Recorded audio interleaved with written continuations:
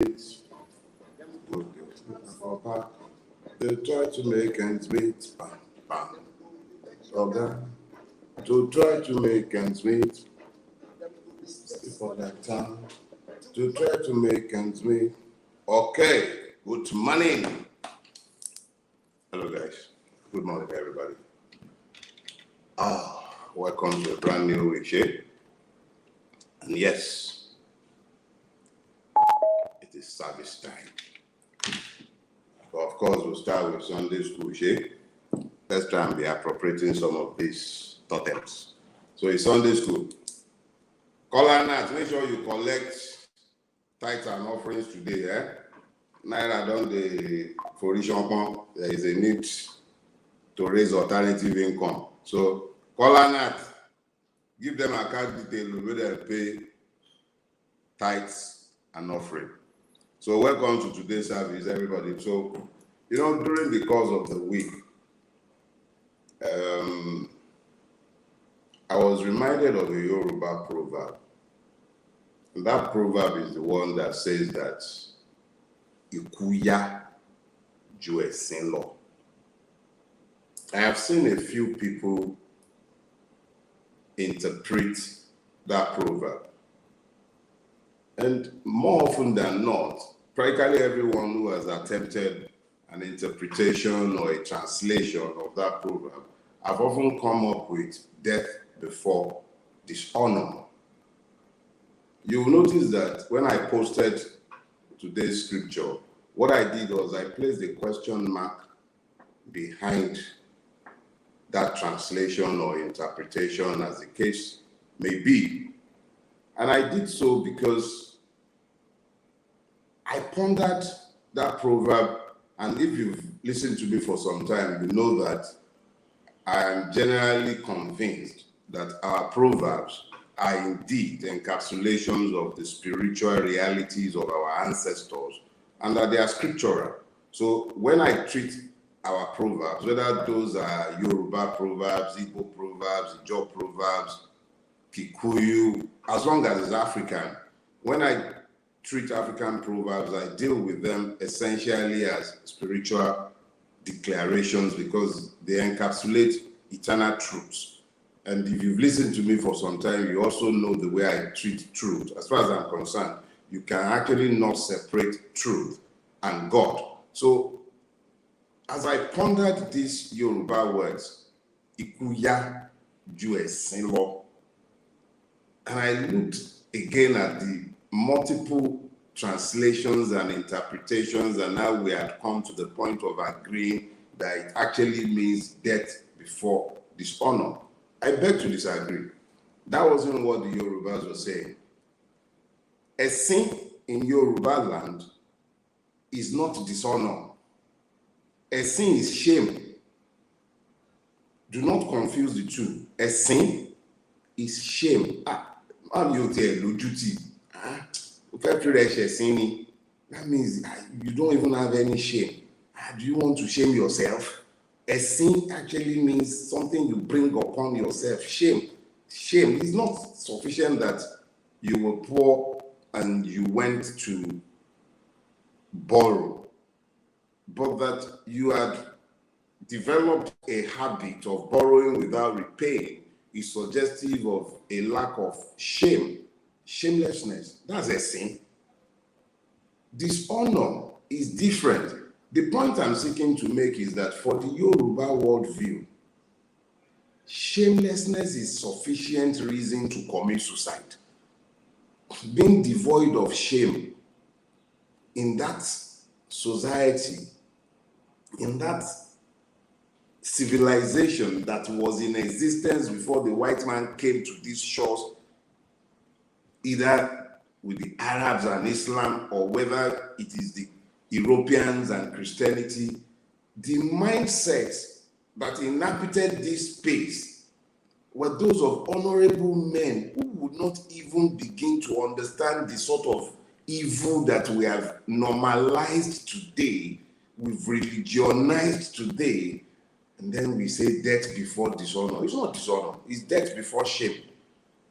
So that we have become a people who today have lifted murderers, crooks, cutthroats, petty thieves, incompetent crooks into high offices. I'm not just talking about government offices, traditional schools that have become more or less government offices. Every facet of our lives, the inversion of morality, and I'm not preaching to you, I'm not preaching private morality to you. That's what you do in your own space. And let's think about it. You actually know that a man is a thief. He has stolen you blind his entire time in public life. But you celebrate him and chase after the one who stole the goat. I'm not, listen. Okay, so the same Yorubas will tell you, Boya, being bad here, that means maybe I would have a different fate if I should perish because of this shame. Do you understand? How do those people now get to the point where we have obas who are essentially criminals? And when I say obas, you can say the same of emirs, all the igwes they have created up and down the place, the entire traditional institution, because any Yoruba proverb has parallels in Igala, in Igbo, in Fulani, in Hausa language, because there is nothing about our thoughts and cultures, once they are true, that are not connected. So it means that across the vast length and breadth of this land, we have become so perverse. I came across a piece written by a professor who carried out a research into what is happening in our universities. And I came across it on a WhatsApp group, and I shared it on my Facebook page. And as I was reading it, and I will deal with it to some extent, if I may, if I can find the time when we get to the main body of today's talk. But the key thing I need you to ponder is this.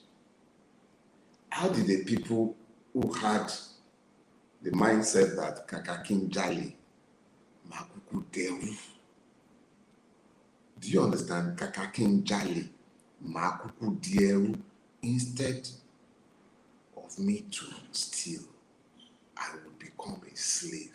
That was the mindset. How did we now become like this? That was just something I felt we should all ponder. It was just merely a proverb, but those are the thoughts that the proverb provoked. So that was Sunday school. I still got a couple of minutes before we need to kick off with today's lecture. But let me quickly explain a couple of things. I enjoy my Fela tracks, and if I could share with you, I would have shared with you before I came on at 9:50. But I came to realize that it's somewhat a breach of Fela's copyright, and so I don't want us to have a situation where other people who will not be on live would come on later on with the intention of watching, and then they'll find that a whole chunk of time was silenced because of copyright infringement. So going forward, I would only be coming on at exactly 9:50, and I'll just deal with whatever has been on my mind before the main lecture itself. That's with that. Second thing, I've said this before, but I keep getting the same questions from you, gentlemen and ladies. And what's the question? Why 10 o'clock in the morning? Multiple reasons. One, I have very little respect for Nigerian religion. I'm a follower of Christ, but I'm not too sure I can call myself a Christian these days. So I don't care whether you are in your church. When you are done with church, you can go back and watch what I have had to say earlier in the day. God bless you and your churches. It's 10 o'clock now, and it's time we started. So, good morning, everybody. I'm taking it like we're just starting now. For those of you who are just joining us now, you might actually want to take a look at what preceded, because I did have something to say in Sunday school. So, this morning, I want us to talk about the feudalization of Nigerian democracy. Now, I say this with the greatest level of respect and humility. If you guys would read, I might not need to be doing this. We might have moved on to the next stage. But because you wouldn't read, I am forced to do what I had already, I'm forced to try to tell you what is already written and had been available for free download to you all for almost 2 years. If you would please find the time, download The Imperative of the Nigerian Revolution. That book is extremely important in the next phase of our struggle. I'm not selling it to you. Download it free. The reason why I'm explaining this is because almost everything I have to say to you today, and probably in the follow-up lecture, because I don't know whether we might be able to finish this today, I already laid out in that book. I laid it out. It's already in that book. And my friend Taiwo Akinlami wrote an excellent piece, which is probably the most important part of that book for the phase we are entering, and that's the one on non-violent resistance. What went before that section are what I'm being forced to deal with again. But that section on non-violent resistance is the part that we should be taking now. So please, download the book. It's free. It's on my website. A lot of you have it in PDF. Share it. You need to arm yourselves with knowledge if you are not going to have yourselves plunged into needless, mindless violence. Because make no mistake about it. When I wrote Do Not Die in Their War, I was trying to get you to see that they are not fighting for. When I wrote The Imperatives of the Nigerian Revolution, I had hoped that you would have transited to the point where you would be able to see that it's not Yoruba against Igbo or Igbo against Fulani. It's actually we against them. It's we, those they purport to rule but are ruining against who are in the ruining class. That is what it is. So it is critical that you guys please make my job a little easier. Download books, they are free. Read them. Read them. Look, let me explain. The most potent weapon in the hands of the ruiners of Nigeria are your minds. If your minds are not liberated, it becomes next to impossible to liberate you, because no Voltron coming to save you. You to save you. So please, I'm begging you, if our lives are not going to be wasted, you able to pick up the baton. How do you pick up the batons if you are full of ignorance? You have to purge of ignorance. I've said on that. Now, something that is often said, a misunderstanding of purpose inevitably leads to abuse. Let me be clear, going to the meat of our lecture this morning. The purpose of my exertions, any TV interview or anything I might do, I'm writing, speak to you, anything that I am doing, I'm doing it so that you might wake up. One man, that's what I am. I can't do jack on my own. Yele tried it for years on his own, even with his organization. Until you all get it into you and understand that this is about your liberation, nothing is going to change. You are the ones who can change this. So that is what I'm trying to do. Get you to understand where you are to the point where you can now rise as one, not in the divisions that you have been balkanized into. Rise as one. That is the only time you are going to be liberated. Anybody is a Okanlokon, is only one man that it is his turn. It's not our turn. Until it is our turn, nothing changes. So now, let's deal with today's issue because it is fundamental to an understanding of where we are. The feudalization of Nigerian democracy. I could have titled this differently and talk about the feudalization of Nigeria, but that would be too elementary because I dealt at great length with that aspect. But today, what is most important is the feudalization of Nigerian democracy. Now, Yorubas will say, kokoko, lanrofa aditi. That means that for the deaf to hear you, you have to repeat the thing repeatedly. You have to keep saying that thing to that deaf person so that they might hear you. This part is me reiterating what a lot of people have said to you multiple times. The importance of definitions must never be underestimated because if you misdefine, you more or less misdiagnose. So it is critical that we understand two principal words in what I have said. Feudalization.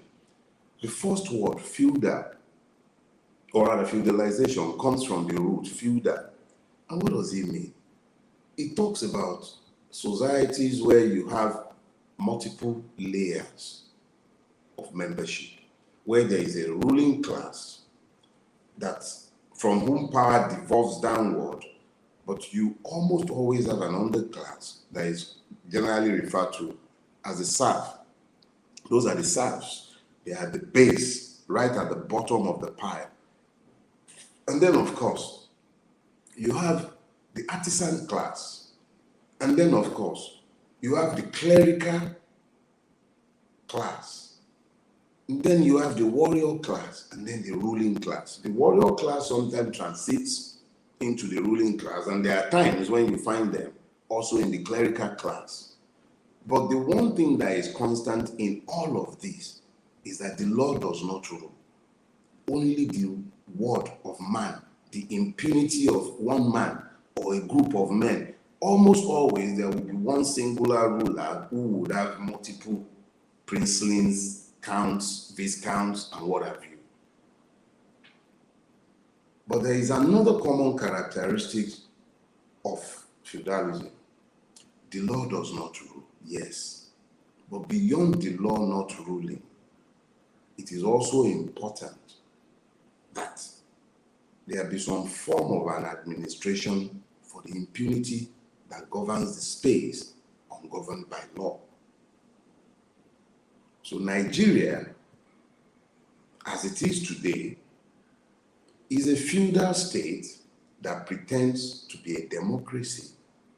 But what is democracy?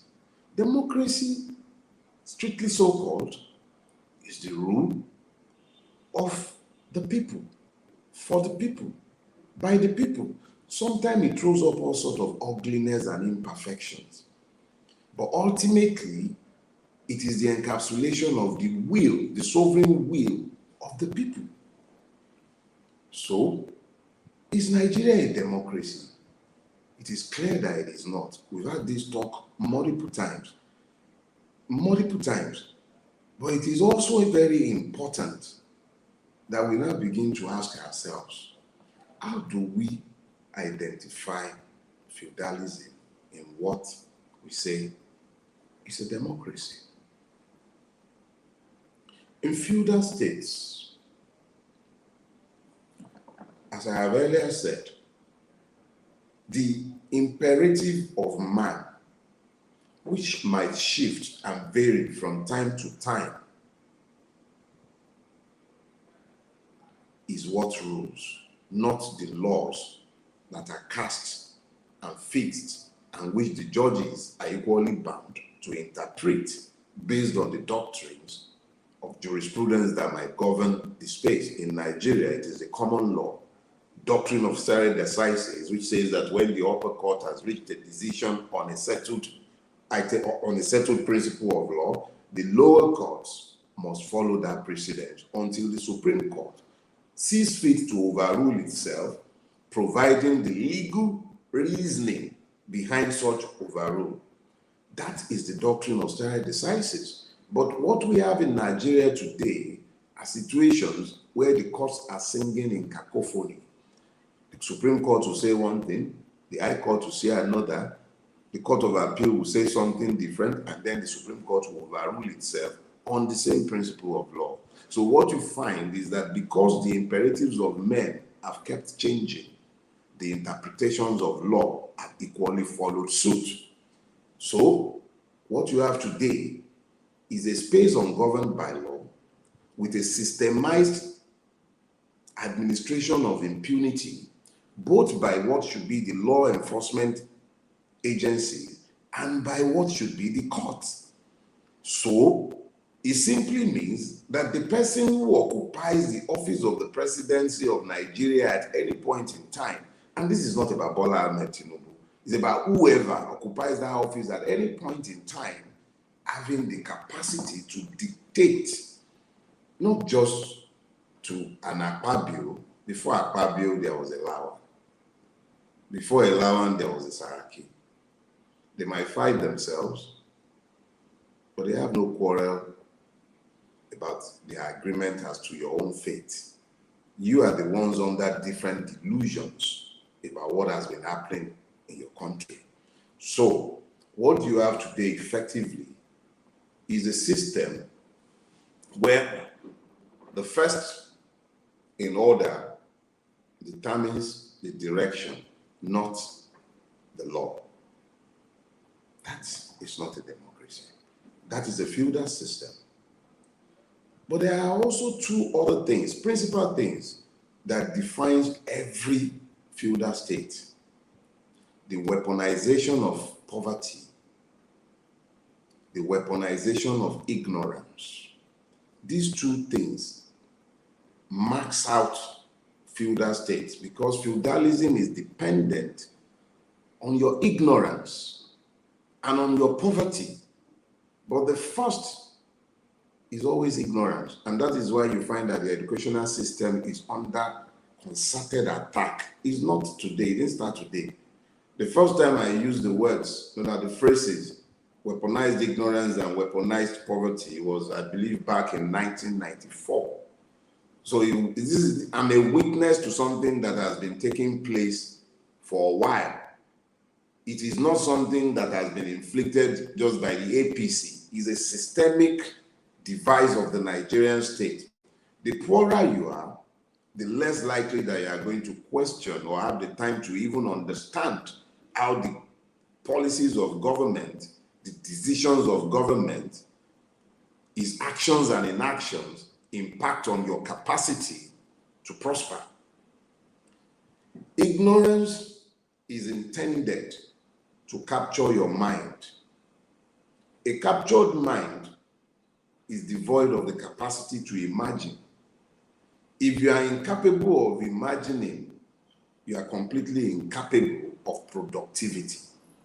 That is the purpose of ignorance. When you now have a state weaponizing ignorance against those who should be citizens but are in reality serfs, what you find very quickly is that you find stupefaction, mass stupidity, which is what has been produced in the Nigerian space deliberately. The first time I wrote about weaponized ignorance was in 1994, I believe it was the April 17th edition of AM newspaper. I've told this story before. It does not matter now, but you can go back. 1994 to this date, do the maths. So what you're seeing today, the mass stupefaction that you are seeing today did not begin in the 8 years of APC or the 16 years of the PDP. It is by deliberate design because Nigeria was always a feudal state. It is not designed to be ruled by law. And these are the challenges that we are facing as a people. And the sooner we come to this clear understanding, perhaps the closer we might come to the point of our liberation.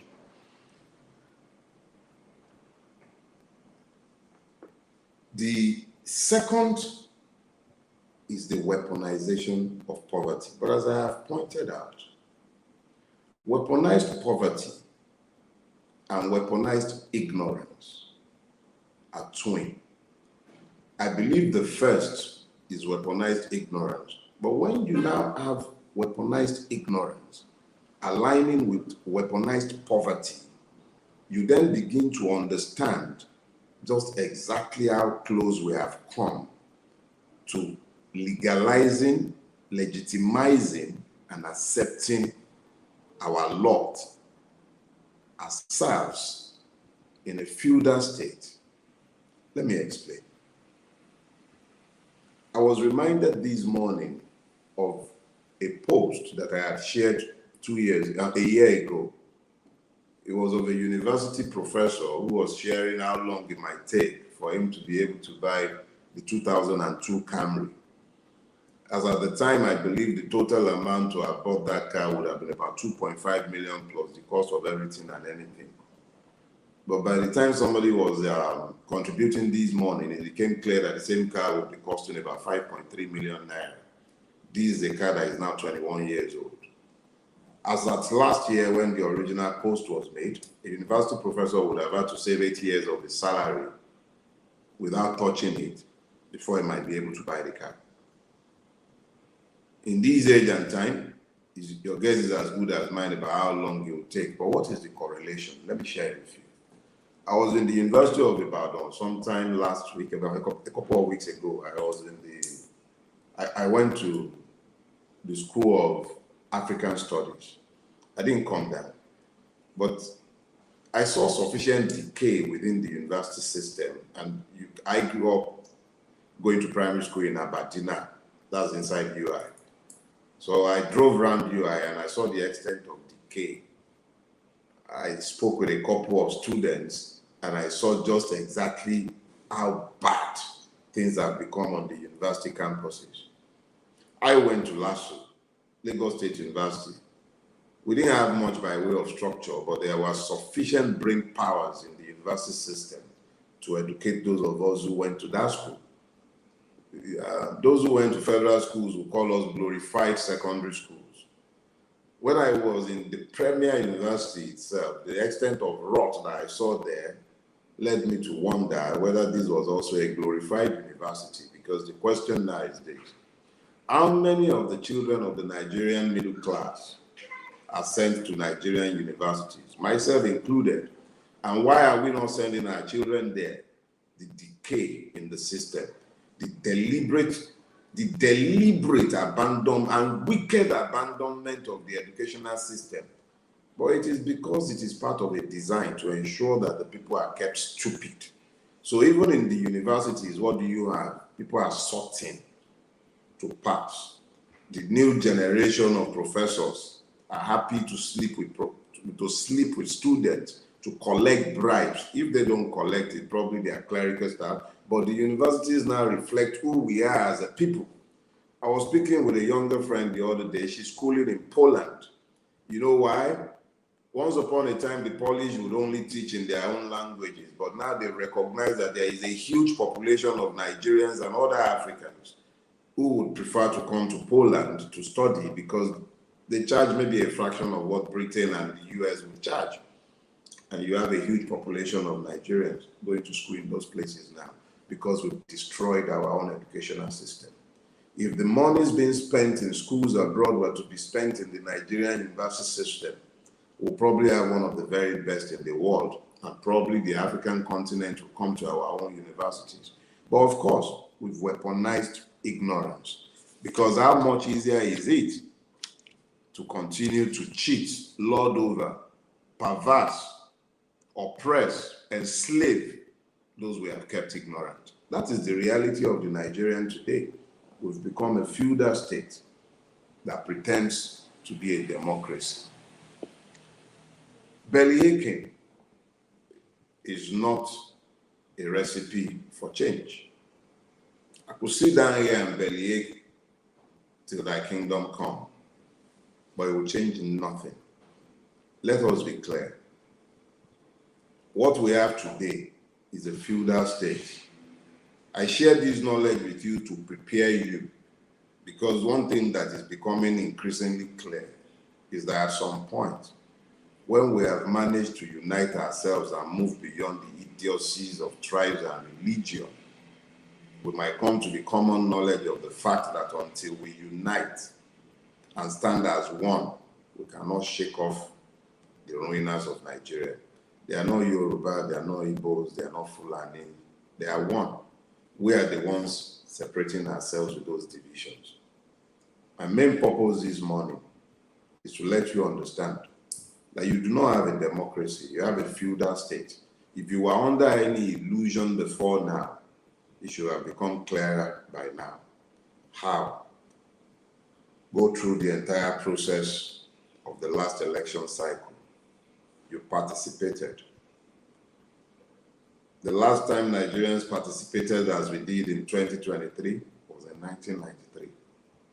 You participated, you became involved. Unprecedentedly so, you were involved. If we had not followed through on their demand that we go to court, it would have been difficult to prove to you, as I just said now, that the judiciary is already a branch of the imperator, and that is the occupier of the presidency at any point in time. That didn't start today. It did not start today. If you doubt me, there is a case, I believe it's Mohamed Abacha and the federal government, where Mohamed Abacha was let go of the murder charge against Kudirat Abiola, in the case involving Kudirat Abiola's murder, because there was already an agreement with the federal government that the Abacha family should give up part of the loot in exchange for its freedom. That was the allegation at the time. Of course, variously denied. Variously denied. But today's Supreme Court, or today's judiciary, especially when you listen to Tatijo, you wouldn't put that beyond them. But the only thing that has happened is not that our judiciary changed and became what it is overnight. It is what it has always been, to varying degrees. That it has become pervasive today is a function of what we have tolerated because of our collective stupidities and our delusions that we are dealing with a system that is capable of self-reformation. If Nigeria is not a failed state, it's pretty close. If it's going to be saved without imploding, it will be based on how well you learn the lessons that you need to learn. And people have a proverb, and I'll close with that. They say, "Aboro, that sofomoluabi, to bá dé inú ẹ̀, á di odidi. Half a word is sufficient for the wise." The English did a fairly good job of interpretation there. At least they came close. Half a word is sufficient for the wise. I need not speak forever for you to get it. Get it. This is not about tribe. It has nothing to do with religion either. Those are just tools by which you are divided. This is about class. Nigeria has become a feudal state. Got it? A feudal state. The diarrhea of the monkey is of no concern to the baboon.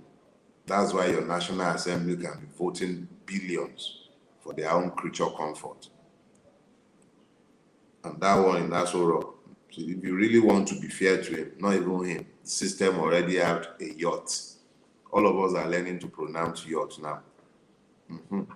Nigeria introduces new words into your lexicon and it impresses it in your memory with pain. Your presidential yacht is almost ready. On your mandate we shall stand. Marshal. My dear brothers and sisters, if they cared anything for you, you should know by their choices. The only reason they don't care for you is because they don't care one bit. They don't feel your pain. Even the one that might have rode Okada to the National Assembly, by the time his ass is sat inside a 160 or the 140 million naira SUV, the memories of bumpy roads on Okada are long gone. Or have you heard him say a word in the National Assembly? You are in a feudal state. You are not citizens, you're serfs. The sooner you understand this, the quicker you'll be ready for the fight that you must fight. Enjoy the rest of your week. Shalom. Oh, yes. I saw a pop out of my memory this morning, a post by Chike Ojadimo, where he wrote about his uncle, Dim. He came back, Abunewi. And he reminded me of the man who has now translated and become one of the gods. It was his birthday decades ago today. So, happy posthumous birthday to Dim, Kwemeka, Dumegu, Ojuku, the one and only Kemba of the universe. Continue to rest in peace. History shall vindicate the just. Enjoy the rest of your week, people, and have a lovely day.